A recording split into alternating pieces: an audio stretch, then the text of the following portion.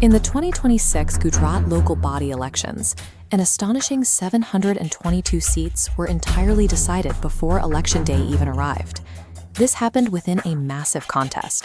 We are looking at 9,200 active seats, spread across 15 municipal corporations, 84 municipalities, and nearly 300 district and taluka panchayats. It's a sprawling democratic exercise, involving 4.18 core eligible voters.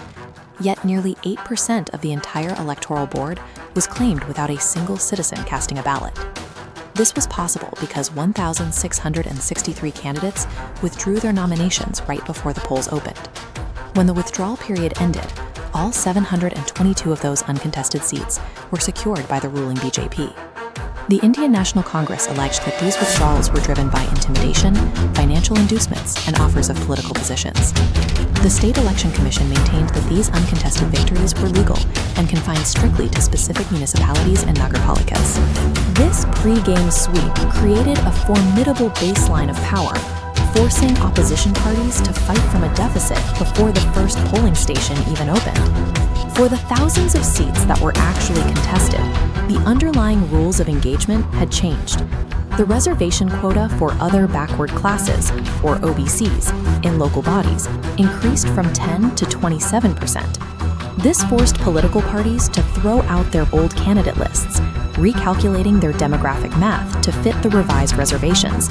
Local incumbents who had held their wards for years suddenly found their seats reserved for a different demographic, forcing a total turnover in candidate selection.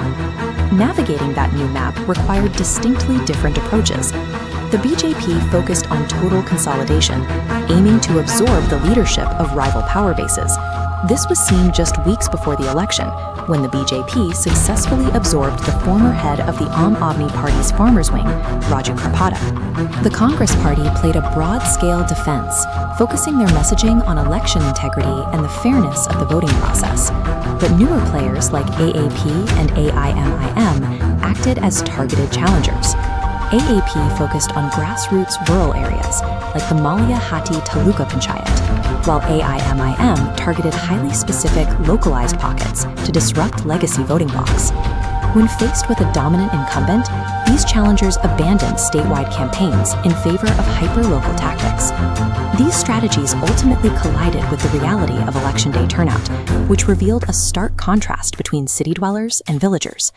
Across the state, voters lined up at nearly 5,000 polling stations, but in the dense urban centers, participation was low. The major municipal corporations averaged a turnout of just 49.14%. In the newly formed Gandhidham Municipal Corporation, that participation dropped even further, to just 46%. Step into the countryside and the trend reverses. The district and taluka panchayats saw high engagement, with turnout exceeding 62%. Because this was the first election since the Special Intensive Revision, which thoroughly updated the state's electoral rolls, these percentages are an accurate reflection of current civic engagement. This gap shows that despite the rapid expansion of Gujarat's cities, the state's political energy remains concentrated in its villages. The 2026 local elections show how political dominance is built and maintained in this environment. It starts with the administrative pregame, securing uncontested victories that set a baseline before the first ballot is printed. It continues with candidate selection, specifically leveraging the expanded 27% OBC quota to reach new voter blocks.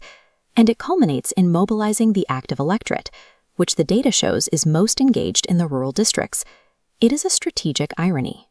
Major political parties operate out of massive urban headquarters, yet their actual electoral pulse exists far outside the city limits. While the high-rises of Ahmedabad suggest a changing state, the 2026 results confirm that the most active participation in Gujarat's democracy is still found in the countryside.